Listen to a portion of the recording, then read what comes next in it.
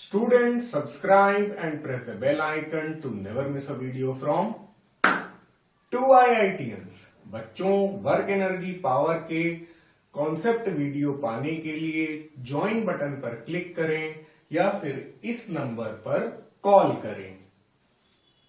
Find the ratio of kinetic energies of two bodies of masses 1 kg and 4 kg having equal linear momenta। सबसे आखिरी बात बहुत important है, equal linear momenta है उनका, यानी कि उनके मोमेंटम बराबर। तो m1v1 is equal to m2v2, कुछ ये होगा, ऐसा कुछ लगने वाला होगा। दो बॉडी हैं, पहले वाले का मास जो है 1 kg है और दूसरे वाले का मास थोड़ा ज्यादा है, m2 is equal to 4 kg। ठीक है, और काइनेटिक एनर्जी की रेशियो पूछा गया है, यानी कि हमें कुछ निकालना क्या है, ke1:ke2 हाफ mv², हाफ का रेशियो निकालना है एक तरीके से। तो कॉमन बात क्या है, v1 और v2 दोनों का वेलोसिटी हमें नहीं पता है, और अलग अलग वेलोसिटी निकालने की जरूरत नहीं है, आप केवल उनके रेशियो को कैलकुलेट कर लें तो काम बन जाएगा। काफी बच्चों को ये सब चीजें बहुत अच्छे से भी आती होंगी। तो m1 की जगह हमने 1 रखा, ये v1 रखा, m2 की जगह हमने 4 रखा, ये v2 रखा। यहां से हम लोग बोल सकते हैं v1/v2 जो है वो 4/1 है। रिक्वायरमेंट हमारी क्या है, जो हमारा रेशियो ऑफ काइनेटिक एनर्जीज है वो क्या है, वो is equal to ke1 divided by ke2, ऐसा ही है ना। मैं ज्यादा लिख रहा हूं, आपको ये ऑब्जेक्टिव एग्जाम में भी आ सकता है। m1v1 whole square divided by m2v2 whole square. ये और ये कैंसिल कर लीजिए, ये और ये कैंसिल कर, m1 m2 कैंसिल होंगे क्या, नहीं होंगे, लेकिन हमें पता है, ये अच्छी बात है।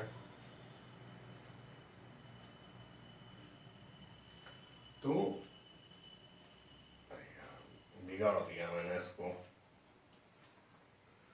m1 m2, ठीक है। अच्छा, बहुत सर्दी है यार, बड़े धीरे धीरे हाथ चल रहे हैं, ठीक है। तो चलो कोई बात नहीं। अच्छा, अब उसके बाद बोर्ड भी मतलब छूने में यार गजब ठंडा है, चल रहा है किसी तरह। कानपुर है, अभी इसी टाइप की गर्मी भी हो जाएगी, ज्यादा टाइम नहीं है, 1-2 महीने बाद। चलो, अब m1 की जगह क्या है 1 और m2 की जगह क्या है 4, v1 की जगह क्या है, v1/v2 यहां से आ ही गया है, तो हम लोग बस यही करते हैं अपना, इसको भी इतना लिखने की जरूरत नहीं है। v1/v2 है 4/1 का होल स्क्वायर, तो एक 4 खा जाएगा ये। चलो, नहीं समझ में आ रहा है तो ऐसे कर लेते हैं। चलिए, 4 कट गया तो आंसर हो गया 4/1, यानी 4:1। ठीक है, इसको नोट डाउन करिए। ये तो थोड़ा स्कूल मेथड हुआ, अब मैं कोचिंग मेथड भी बताता हूं आपको, ठीक है। रेड मार्कर ढूंढ लिया जाए पहले।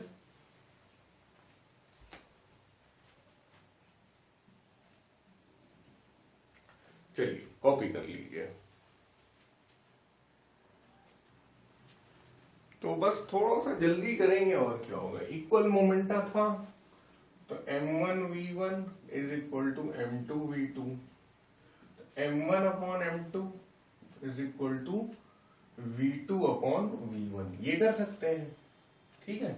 अब यहां पर हम लोग सीधे आंसर तक ही पहुंचने की कोशिश करेंगे, वो 1 और 4 को भी कोशिश करेंगे यूज ना करें, ठीक है। अब रेशियो ऑफ काइनेटिक एनर्जी क्या होगी भाई, half M V square, half M V square.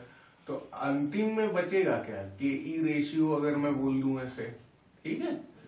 तो ये ऑब्जेक्टिव में बच्चे इस तरह करते हैं, तो half M V square, half M V square, half half cut गया, तो एक तरीके से m1 upon m2 is equal to v1 upon v2 का होल स्क्वायर, ऐसा कुछ होगा। अब इसे होल स्क्वायर भी ना लिखो, v1 अपॉन v2 दो बार लिख दूं।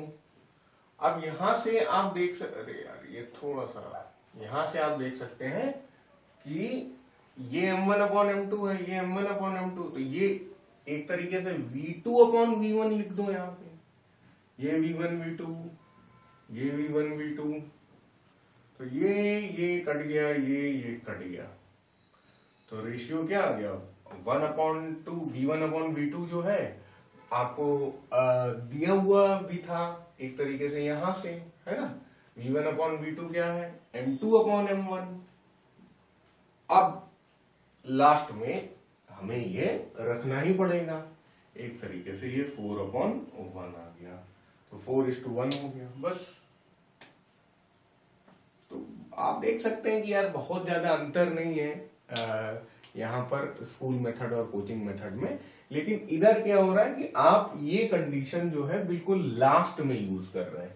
एक तरीके से यहां से आपने एक प्रूव टाइप का कर लिया कि हाँ यार काइनेटिक एनर्जी का रेशियो जो होता है वो मासेस का ही रेशियो होता है उल्टे में, है ना, मासेस का ही रेशियो होता है उल्टे में।